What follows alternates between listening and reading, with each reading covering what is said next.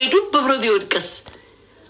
አልገባኝም ጋይስ። ኮዱ የሆነ ነገር የኔ እናት ኮዱ የሆነ ነገር አሉ አስቆርጦ እቃው ላይ መሀል ዋናው ስራ ላይ ሃይበለው እንዴ ዱብ ቢልስ እንዴት ተቀመጠ? እሱን አላቅም። ለራስ ለባለቤቱ ትቻለኝ። ግን አታፍርም? እቃዬን እሙዬ በወጣ ይተካ እቃዬን አሰርች ቁረጥ ብሎ ነው የሚያወራው። የኔ አባት ዱብ ቢልስ መሀል ላይ እሱን አስበዋል። እኔ እኮ ግራኔ የገባኝ ማሮቼ። እኔ ከወሬው ሁሉ በላይ እሱን ሳጠነጥሳ ደግሞ እኔ እንደው እየመጣች ነገር ላይ የሚመጣ የባለፈውም የጆን ዳንኤል መከራ የመጣብኝ ገጀራዬ ተብሎ ቆይ እሙዬ ተረጋጊ የኔ እናት በወጣ ይተካ ስራም መጣብኝ እኮ ሁለት ነገር በአንድ ላይ እንዴት ይሰራል? እኔ ግራ የገባኝ ነገር ባለፈውም በጆን ዳንኤል የተነሳ ገጀራ ብዬ የማአት ስድብ ሲወርድብኝ ማለት ይሄም ሰው እየመጡ ከወሸላ አይወጡ እኒህ የሚመጡ ሰዎች እንዳለ ችግር ይዘው ቢመጡ ከበታች ከወገባቸው በታች ችግር አለ።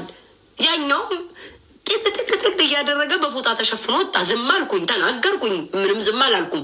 ይሄ ደግሞ ጭራሽ አሰርቶት መጣ እና እኔ ቤታ አወራለሁ አፋይ ግለጎም ነገ ይመጡና ከልጅቷ ህመም በላይ የወንዱ እቃ መሰራት አስጨነቃት ተብሎ ደግሞ እቀጠቀጣለሁ፣ መርዝ እባላለሁ። አለመታደዴ እኔ የምትመጡ ሰዎች ነገር ይዛችሁ የምትመጡ ከወገባችሁ በታች ያለው ወሬ ባታውሩስ አሉባልታው ቢቀር ገበና የሚባል ነገር ወይኔ አዶናይ ጋር ሄዳለሁ ብዬ በሉ ደናደሩ።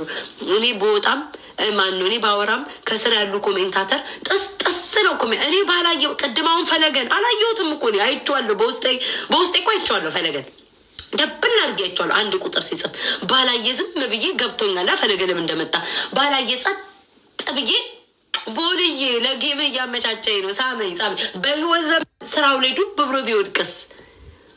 አልገባኝም ጋይስ። ኮዱ የሆነ ነገር የኔ እናት ኮዱ የሆነ ነገር አሉ አስቆርጦ እቃው ላይ መሀል ዋናው ስራ ላይ